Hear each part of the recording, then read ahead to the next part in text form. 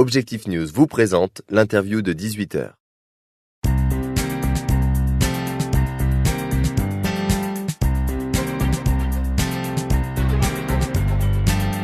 Bonjour à tous et bienvenue sur objectifnews.tv. Nous nous trouvons au sommet économique du Grand Sud où intervient mon invité Bruno Cyr, président de l'Université Toulouse 1 Capitole. Bruno Cyr, bonsoir. Bonsoir. Alors, cette 4e édition du sommet économique est consacrée à l'Europe en particulier, mais à la question des fuites des talents en Europe et dans le reste du monde, bien entendu. C'est un phénomène réel, mais je crois que pour vous, il faut différencier plusieurs types de talents. Certains sont en effet des chercheurs de premier plan, qui quittent le pays pour des raisons souvent structurelles, et tandis que d'autres, des jeunes actifs, s'en vont pour des raisons, plus conjoncturelles. Bon.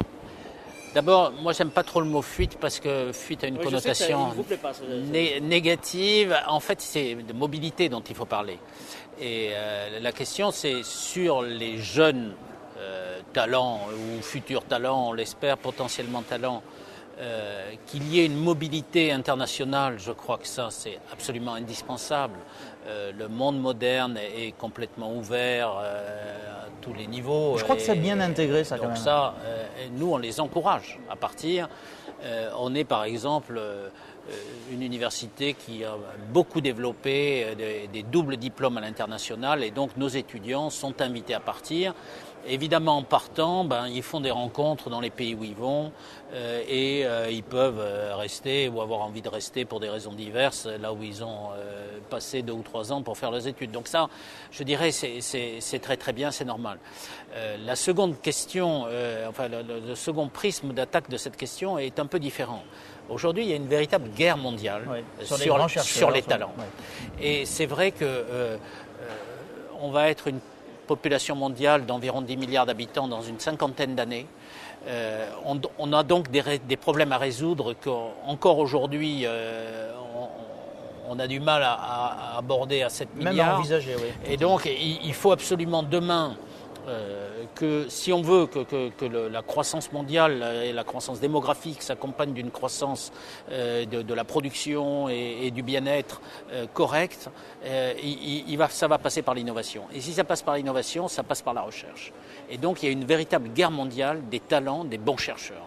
Et là, on a des positions à défendre. Là, le raisonnement est beaucoup plus... Mais, Bruno Cyr, pourquoi partent-ils finalement ces talents, ceux-là même qui font notre monde de demain, quoi, et forcément notre puissance économique. Ils partent parce que la recherche se fait en réseau et que donc forcément au moment des études doctorales en particulier, nos étudiants se déplacent dans les réseaux internationaux qu'on a, qui sont aux 4 coins de la planète. Nous, on a des réseaux avec les 5 continents. Vous voulez dire que la comparaison ne profite pas ? Et donc, le problème, c'est qu'au bout d'un moment, s'ils sont bons, les autres acteurs du réseau vont tout faire pour les garder.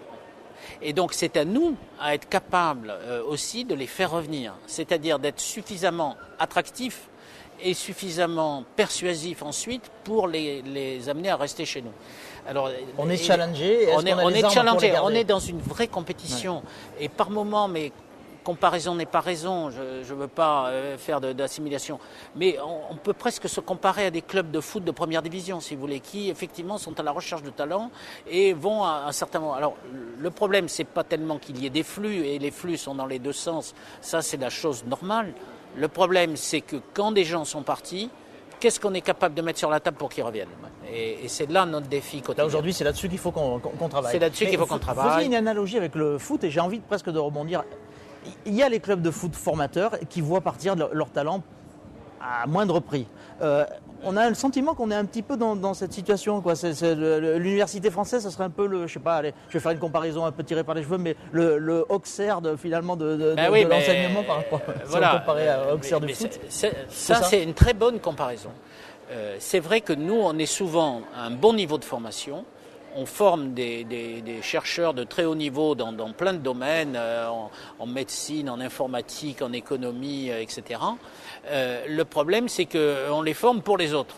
Et donc, par rapport au club de foot, c'est vrai qu'il ne faudrait pas qu'on soit de fait une équipe de 2e division, si vous voulez, qui passerait son temps à avoir une très bonne école de formation.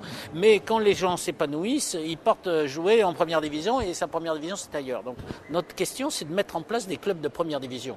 Et ça, on s'emploie à le faire en France depuis un certain nombre d'années. On n'a pas encore toutes les clés. Je pense qu'une des clés d'avenir sur lesquelles il faut qu'on travaille, c'est la perméabilité entre la recherche privée ou publique, mais dans les entreprises, les grandes entreprises industrielles, et la recherche en université. Et là, on ne sait pas encore, on est trop cloisonné en France, on ne sait pas organiser les passerelles qu'ont su mettre en place d'autres pays et qui font que les gens passent 3, 4, 5 ans dans une entreprise, puis reviennent à l'université, puis repartent.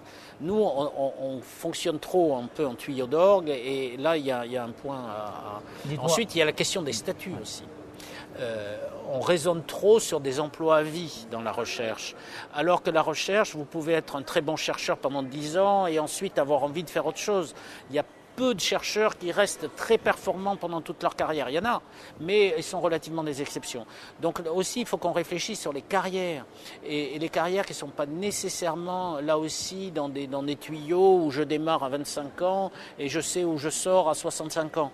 Je crois qu'il faut qu'on réfléchisse à plus de fluidité. Bruno Cyr, ce sera ma dernière question, réponse courte, forcément.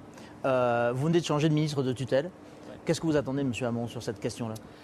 Alors d'abord qu'il s'entoure bien, parce qu'il a un très gros ministère et l'enseignement supérieur et la recherche ont été gardés ensemble, ça nous paraît tout à fait indispensable et ça c'est une très bonne chose.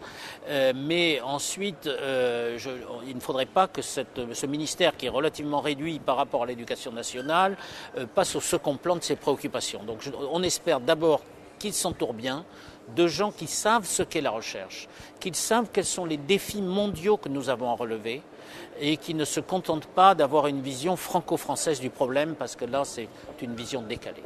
Message transmis, j'espère en tout cas. Bruno Cyr, merci beaucoup.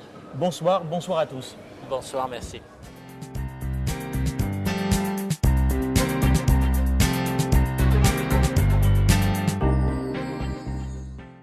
Objectif News vous a présenté l'interview de 18h.